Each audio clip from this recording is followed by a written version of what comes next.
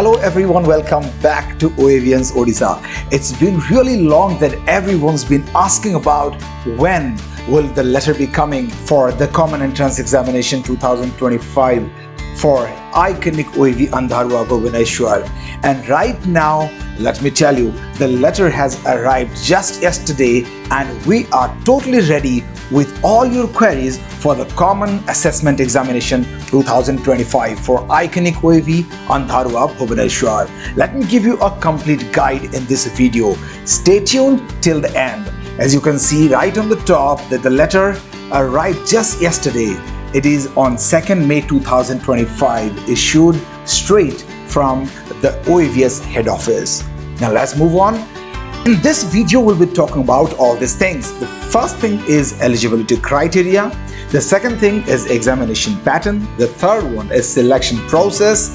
Then the next one is reservation of seats. And the fourth one is important dates about the Common Assessment Examination. Let me tell you, we will also be discussing about the previous year question paper. And I'll tell you something very shocking towards the end of the video about this. Now, what is iconic OAV? You have completed your class 10th examination. Right now you are probably going for certain coaching, or you probably have been spending your time pursuing your different hobbies. But right now, if you have secured more than 90%, then you may be eyeing for iconic OAV. But why OAV? OAV for short, because if you are an OAV student, then you are the luckiest, because nobody else will get an entrance to this amazing place, iconic OAV. Second thing is free coaching for competitive examination like NEET and JEE will be provided completely for free here. And of course, free +2 science. No matter where you go and study, you will be spending lakhs of rupees pursuing this course. But here, all these things are free, and therefore it is iconic OAV. Now, let's talk about the eligibilities. Every year, OAV takes not more than 500 students for its 11th science. Admission to iconic OAV requires a student to be admitted in class 11th science at any OAV. आपको बताना चाहूंगा कि अगर iconic OAV में आपको पढ़ना है तो आपको कोई भी OAV में 10th के बाद एडमिशन लेना है। कोई भी OAV में, याद रखना, कहीं पे भी लेंगे तो नहीं होगा, क्योंकि at the end of the day you will be getting your certificate from that school itself. So that is what you need to keep in mind. Must have passed CBSE class 10th exam from any OAV as a regular candidate in the same year they want to be enrolled in iconic OAV. इसका मतलब क्या होता है कि आप जिस साल class 10th examination clear करते हो, सिर्फ उसी साल ही आप एंट्री कर सकते हो OAV में. ऐसा नहीं कि आपका मतलब बैक लग गया, मतलब 10th क्लियर नहीं हुआ एक साल तो दूसरी साल ट्राई कर रहे हो, then you are not eligible. I am sorry. The next thing is selection based on CBSE. आपका सिलेक्शन कैसे होता है? आपका selection basically class 10th examination marks और कॉमन असेसमेंट एग्जामिनेशन, जो कि आपका एंट्रेंस एग्जामिनेशन कह सकते हो एक हिसाब से, तो इन दो एग्जाम्स में आपका रखा हुआ स्कोर के बेसिस पर आप सिलेक्ट होते हो आइकॉनिक OAV में.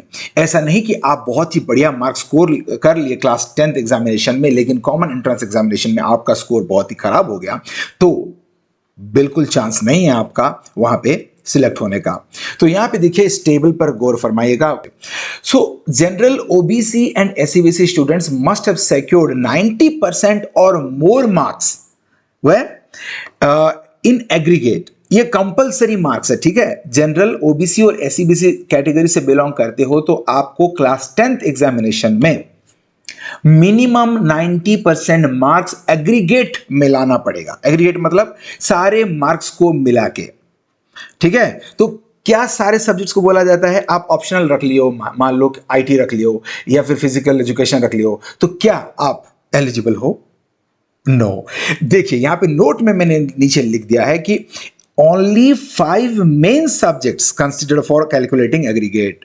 मतलब आपका टोटल मार्क का जो 90% जो कैलकुलेट किया जाता है, आपका 5 मेन सब्जेक्ट्स को ही कैलकुलेट किया जाता है, आपका ऑप्शनल्स नहीं। Marks from the 6th optional paper not counted. तो इस चीज को ध्यान में रखिएगा, ठीक है। आपका मेन सब्जेक्ट्स में ही 90% सारे मार्क्स, मतलब सब्जेक्ट्स का मार्क्स को मिला के आपका परसेंटेज जो है 90% के ऊपर होना चाहिए, ऑप्शनल को छोड़ के। ये एक बात हो गया। इसके साथ साथ सिर्फ ऐसा नहीं कि मतलब एग्रीगेट में आपका 90% आ गया मेन सब्जेक्ट में तो आप सिलेक्टेड हो गए, ऐसा नहीं है। मैथ और साइंस दोनों को मिला के ये ठीक है, 90% के साथ साथ ये मैथ्स और साइंस इन दोनों सब्जेक्ट्स में 70% मिनिमम होना चाहिए। एग्रीगेट 90% होने के साथ साथ आपको मैथ और साइंस सब्जेक्ट में भी 70% से ज्यादा चाहिए। Okay, then let's talk about SC/ST students. अब देखिए SC/ST स्टूडेंट्स हो तो आपको थोड़ा सा यहां पे बेनिफिट है। क्या है कि 80% और मोर मार्क्स, 90 नहीं आपके लिए 10% घटा दिया गया है। 80% मिनिमम मार्क्स अगर रखते हो एग्रीगेट में, सेम 5 मेन सब्जेक्ट्स में, और इसके साथ, इसको छोड़ के नहीं, इसके साथ अगर 65% मार्क्स मिनिमम रखते हो मैथ्स और साइंस को मिला के, तो आप सिलेक्टेड हो। सिलेक्टेड यानी सिलेक्टेड नहीं, एलिजिबल हो।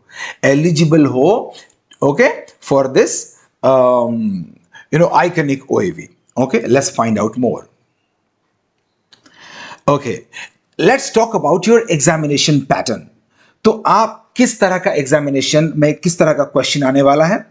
बहुत सिंपल चीजें हैं। बहुत सारे बच्चों का टेंशन रहता है कि किस तरह का यहाँ पे क्वेश्चन आएंगे। ये आपके टोटली क्लास 10th एग्जामिनेशन के स्टैंडर्ड के ऊपर टोटली बेस्ड है, ठीक है। So it's not a +2 standard और समथिंग और ग्रेजुएशन लेवल और something, it is a class 10th standard. जो एग्जाम अभी अभी आपसे 10 से अगर पढ़े हो और दिए हो तो ऑब्वियसली आपका बढ़िया ही रहेगा। देखो टोटल आपको आ जाते हैं 90 मार्क्स का एग्जाम होगा, और ये 90 मार्क्स का जो एग्जामिनेशन होता है यहाँ पे आपका मैथमेटिक्स में जो है मैथमेटिक्स जो है आपका 45 मार्क्स का होता है, और साइंस भी होता है 45 मार्क्स। तो दोनों मिला के हो गया आपका 90 मार्क्स। तो ये जो 45 मार्क्स है साइंस का, वो क्या क्या है, 15 marks each from physics, chemistry and biology, ठीक है। Physics 15 marks, chemistry 15 marks and biology 15 marks. So 15 3s are 45 marks science, and all the questions will be of MCQ type, and each question will have 4 options. And let's talk about scoring. अगर आप सही जवाब देते हो then you get 1 mark for that, but there is negative marking also.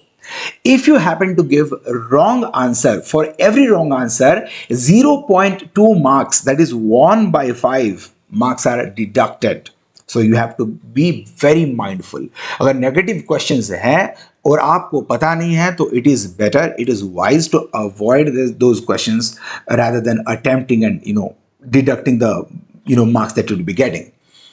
तो total examination का जो duration है 2.5 आवर्स का हो जाता है, that is 150 minutes. Mode offline होगा बिल्कुल, और वेन्यू यूजुअली होता है आइकनिक OAV भुवनेश्वर।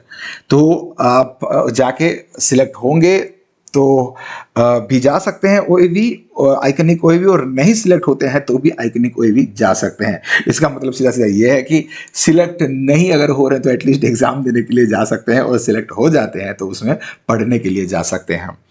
ओके, और आइकनिक OAV भुवनेश्वर उसी वेन्यू में ही एग्जाम होगा, ऐसा कोई मतलब नहीं है। अगर आइकनिक OAV को लगता है कि स्टूडेंट्स कुछ ज़्यादा ही हो रहे हैं, then they can also select a different venue. Now let's discuss selection process.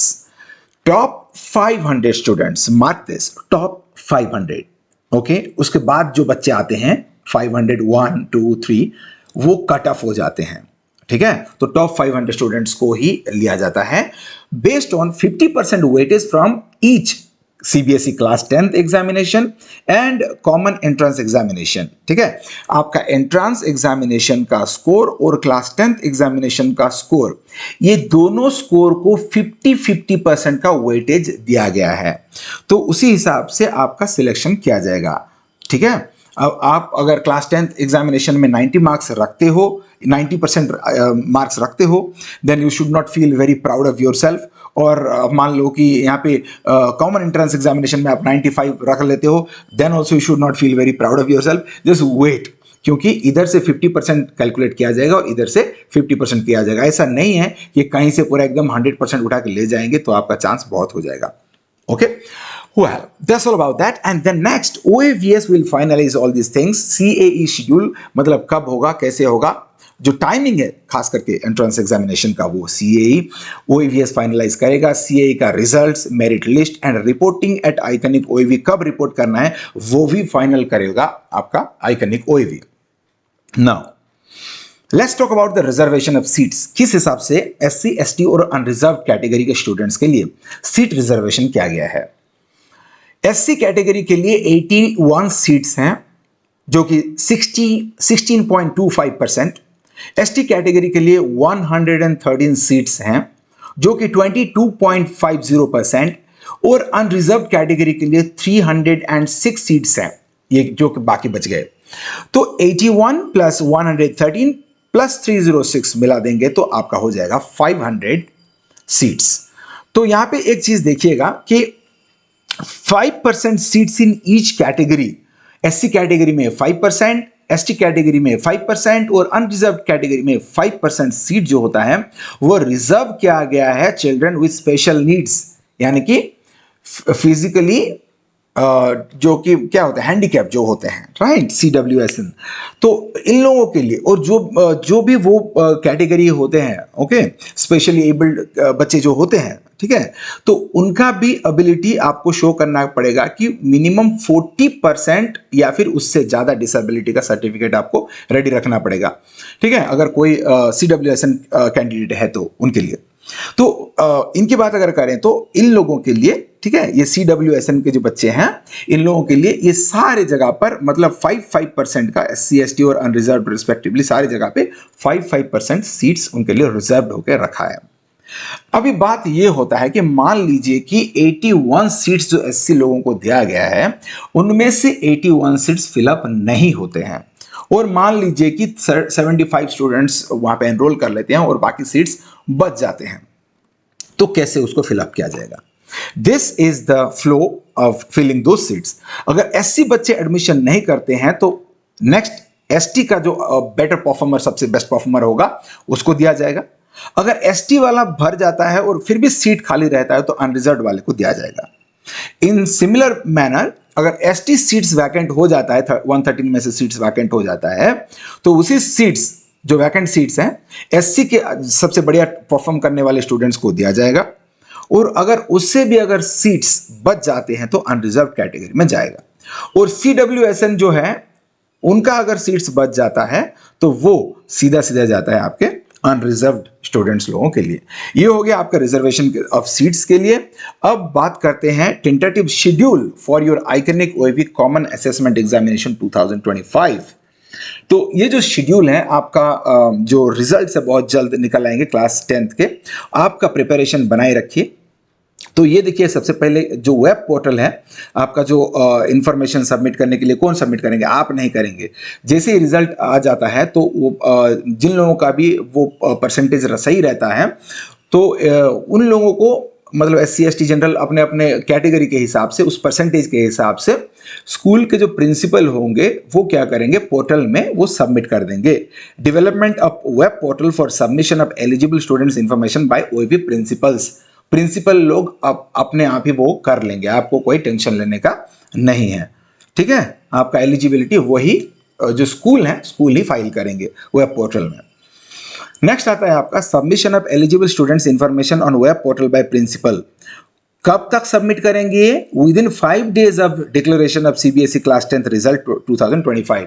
जैसे ही रिजल्ट डिक्लेयर हो जाता है 5 दिन के अंदर अंदर स्कूल के प्रिंसिपल्स आपके जो एलिजिबिलिटी का जो फॉर्म है, ठीक है, वो सीधा सीधा सबमिट करेंगे OAV के वेब पोर्टल में। Downloading of admit cards and distribution of the same to the students by principals, ये कब करेंगे, ठीक है, before 5 days of schedule date of common entrance examination 2025। तो आपका जो एंट्रेंस एग्जामिनेशन होगा, एग्जामिनेशन के 5 दिन पहले ये प्रिंसिपल लोग एडमिट कार्ड आपका डाउनलोड करके आपको वो हैंड ओवर करेंगे। सो अभी तक आपका कोई टेंशन नहीं है सिवाय पढ़ने का। So keep studying, take it seriously, okay, since most of the questions are coming from, okay, we'll be discussing that part later. Next, the fourth point is tentative date of Iconic OAV Common Entrance Common Assessment Examination 2025. तो with in 20 days of declaration of CBSE class 10th result, मतलब 20 दिन में आपका result निकल जाता है, तो आपका काउंटडाउन भी इमीडिएटली शुरू हो जाता है, क्योंकि 20 days के अंदर अंदर आपका कॉमन एंट्रेंस एग्जामिनेशन हो जाएगा। विद इन 20 days का मतलब, ध्यान से सुनिएगा, ये ऐसा नहीं है कि मतलब 20 days के बाद, विद इन मतलब 5 दिन के बाद भी हो सकता है, 15 दिन के बाद भी हो सकता है, समझ रहे हैं? 20 days तक वेट मत करना, उसी हिसाब से मतलब मेहनत करना है आपको। Reporting of students at common assessment examination venue, so CAE venue में आपको कब तक पहुंचना होता है? 8:30, यानी कि भुवनेश्वर में आपको 8:30 तक पहुंच जाना है। तो उससे पहले आपका कौन सा बस ट्रेन जाता है उसके बारे में थोड़ा सा ध्यान लगा लेना है। Entry to examination halls 8:30 to 9:15. Gate close 9:15. Question paper distribution 9:15 to 9:40. Question paper reading by students 9:40 to 10. Proposed examination time 10 a.m. to 12:30 p.m. Evaluation of answers on the next 3 days of conduct of CAE exam. देखो कितना fast. All right. So result declaration भी हो जाएगा within 2 days of completion of evaluation. Evaluation 3 दिन में खत्म और फिर 2 दिन में, अगले 2 दिन में आपका क्या हो जाएगा? रिजल्ट भी डिक्लेरेशन हो जाएगा। सो क्या बात है, OAVS is doing totally a commendable job. Now, final notes for you as we have come to the conclusion of the video. But yes, I told about the previous year question paper earlier when I started the video, right? Well, let me tell you, there is something about this previous year question paper. If I had those question papers with me, I must have uploaded it. But the deal is that they take away your question paper soon after your examination is over, right from the examination venue. Therefore, there is no chance of getting a hand on the question paper. So nobody has access to that, and therefore it's not available on any channel, especially even on OAVN's Odisha channel, which gives you, information right at the front, right at the beginning, before everyone. Now, the last thing, final notes for you is prepare well for your examination right from today. Do not wait till the last date because it's never going to fructify. कोई फायदा नहीं होगा अगर बहुत देर तक जाके आप अगर प्रिपेयर करते हो एग्जाम के लिए। तो the selection is competitive, right, with high weightage on maths and science. देखो यहाँ पे मैं इसको रेड करके रखा हूँ क्योंकि ये बहुत ही डेंजर है। डेंजर इसीलिए है क्योंकि अगर इसको थोड़ा सा भी irresponsible ट्रीट करते हो then you are definitely going to lag behind in the competitive examination, क्योंकि आपका मैथ्स और साइंस को फोकस दिया जा रहा है। अभी से बराबर पढ़ाई कीजिए मैथ्स और साइंस का, and stay informed through your OAV principal about the CAE schedule and guidelines.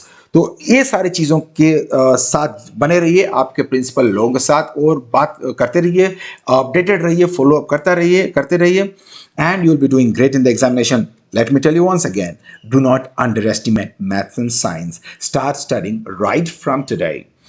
And wish you all the very best for your CAE 2025, and I hope I have been able to give you some amazing information through this video. In case there is any doubt about anything, you can let me know in the comment section and I'll definitely be attempting to answer those. And if you happen to find this video helpful, please like, share and subscribe it, so that it will definitely help your friends, it will help me, it will help everyone. The sharing is caring. Okay, thank you so much for staying connected with me. Thank you so much once again.